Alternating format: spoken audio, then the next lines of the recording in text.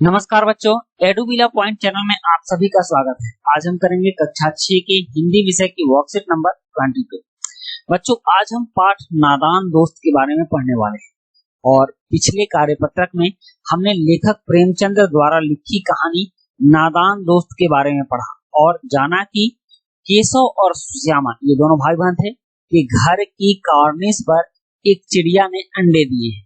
उनके अंडों को देखकर दोनों को किसी और चीज की सुध ना रही, मतलब वो उसी में खोए रहते थे, उसके बारे में सोचते रहते थे, उसके बारे में बातें करते थे और उसी की चिंता में रहते थे। इसलिए आगे जानते हैं कि केशव और श्यामा दोनों चिड़िया के बच्चों के लिए क्या क्या करते हैं।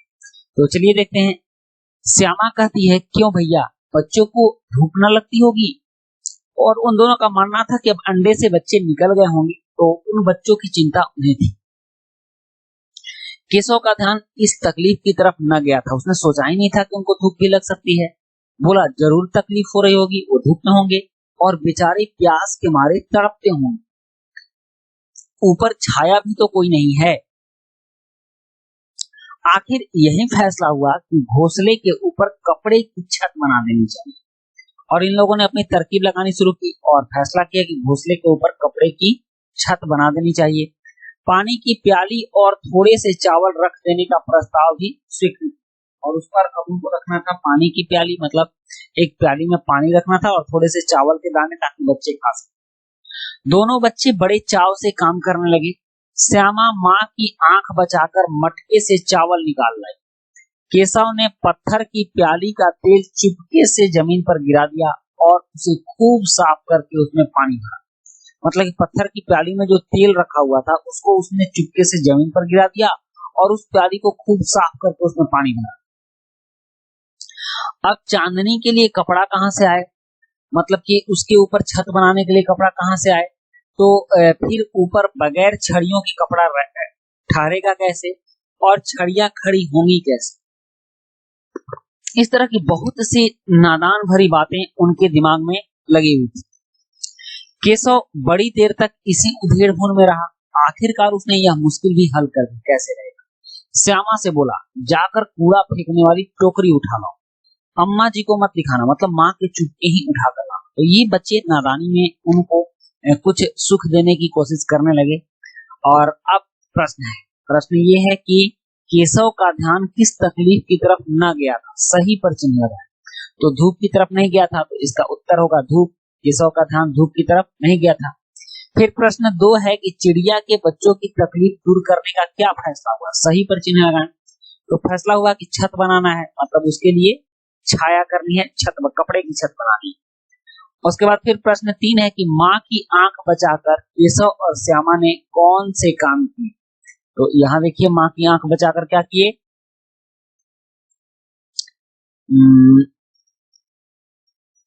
मटके से चावल लाई और केशव ने पत्थर की प्याली का तेल चुपके से जमीन पर गिरा दिया।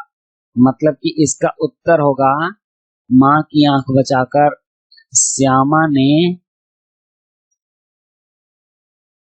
मटके से चावल लाई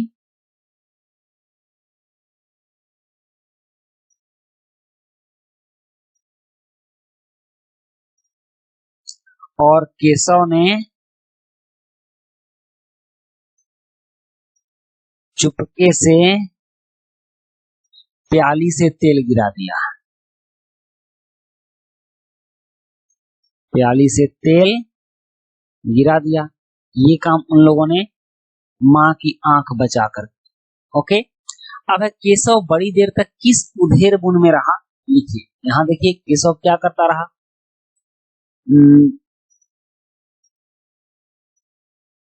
हाँ, कि ऊपर छड़ियों का कपड़ा कैसे ठहरेगा, छड़ियां खड़ी कैसे होंगी, इसी उधेड़ बुन में रहा कि कपड़ा कहां से आए। उत्तर कि कपड़ा कहां से आए, छड़ियां कैसे खड़ी होंगी,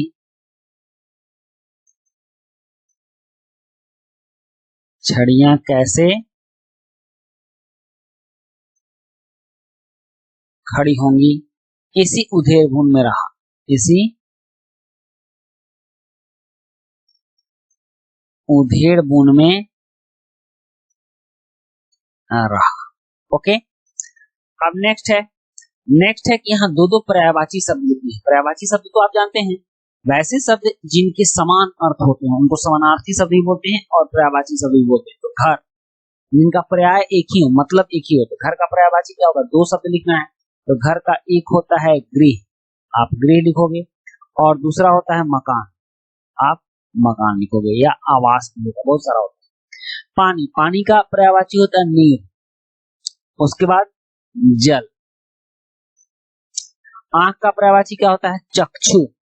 आंख का पर्यायवाची होता है चक्षु और नेत्र।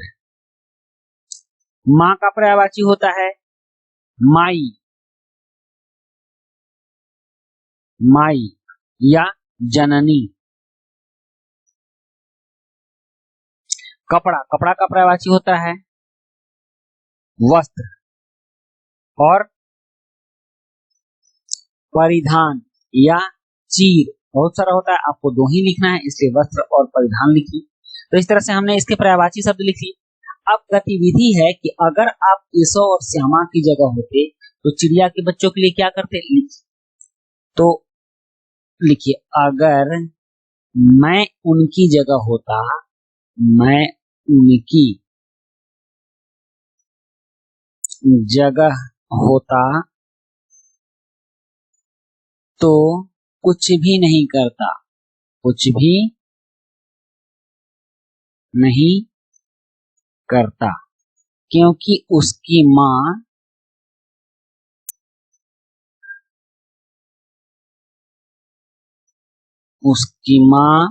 उनके सारे कार्य कर लेगी,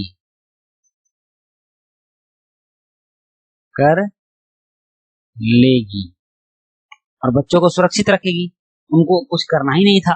तो बच्चों, इस तरह से हम लोगों ने जाना कि कैसे कोई नादान दोस्त उनके लिए अच्छा ही सोच रहा था, बच्चों के लिए अच्छा ही सोच रहा था। आप अगर पूरी कहानी पढ़े होइएगा तो आगे आपको पता चलेगा कि ये लोग बच्चों के लिए तो अच्छा सोच रहे थे, लेकिन अच्छा हुआ नहीं। बहुत सारी तरकीबें लगाए, बहुत सारे काम किए, बहुत दिन तक इसी उधेड़-बुन में रहे कि बच्चों को कैसे क्या किया जाए।